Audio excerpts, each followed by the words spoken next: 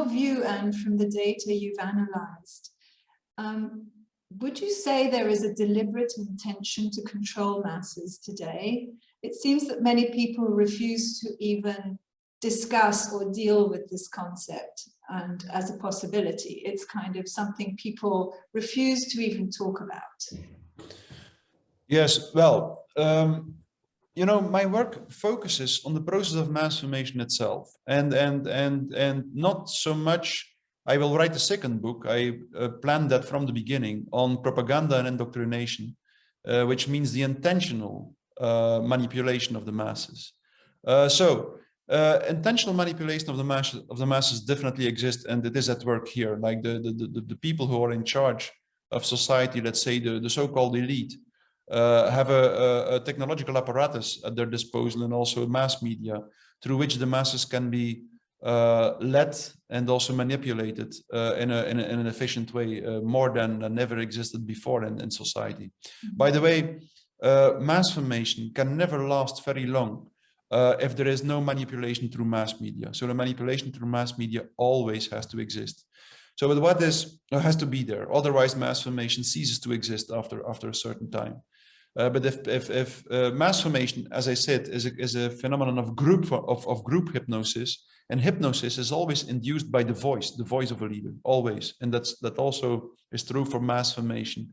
So that's exactly why totalitarian leaders intuitively, sometimes consciously, intentionally, but very often intuitively, start every day with half an hour of propaganda, because they know that if they infuse society with the voice of the leaders constantly, people will remain in this state of hypnosis. So that definitely exists.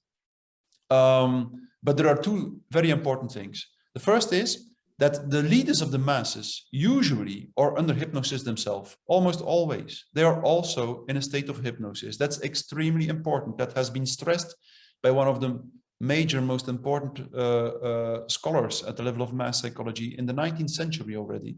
Gustave Le Bon was his name.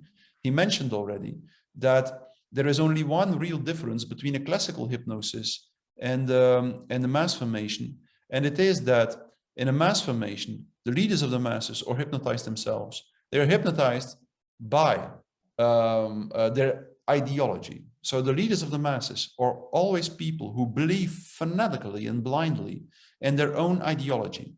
And this ideology always, from the 19th century onwards, was pseudo-scientific in nature. So Hitler, Stalin, all referred to science and to pseudo-scientific narratives to manipulate, to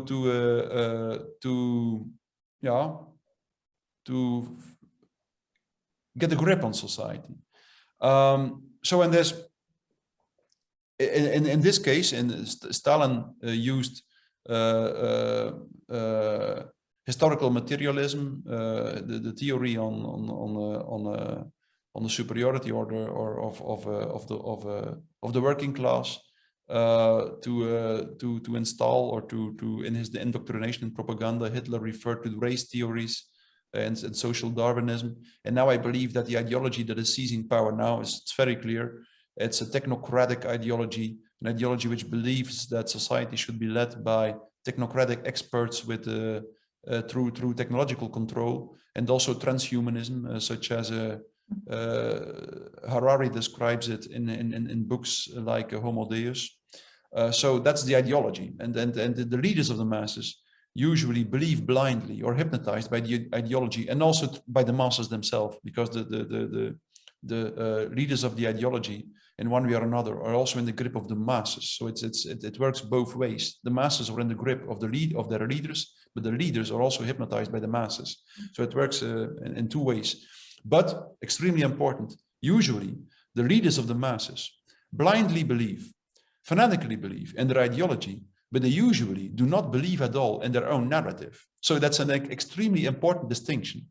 They consider their narratives to be, they use the narrative in a purely instrumental way, through which they manipulate society in the direction they want. This means in a direction of their own ideology. So they want to, usually they want to not usually, always, they want to reshape society according to a certain specific ideology, which we see now on websites of all kinds of global institutions who promote the ideas such as an internet of bodies, that society should be reshaped into an internet of bodies in which people merge with all kinds of technological devices and then are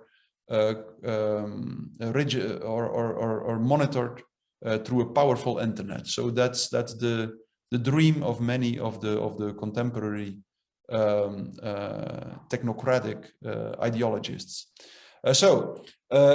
Is there a large scale of manipulation? Yes, but the people who manipulate society, or who try to lead the masses and use all kinds of techniques to do that, usually or under the spell of hypnosis as well. That's one important nuance, I think. And then the second one is, that's extremely important, that the point of gravity of a totalitarian system is always in the masses, in the crowd, and in the ideology, and not in the elite.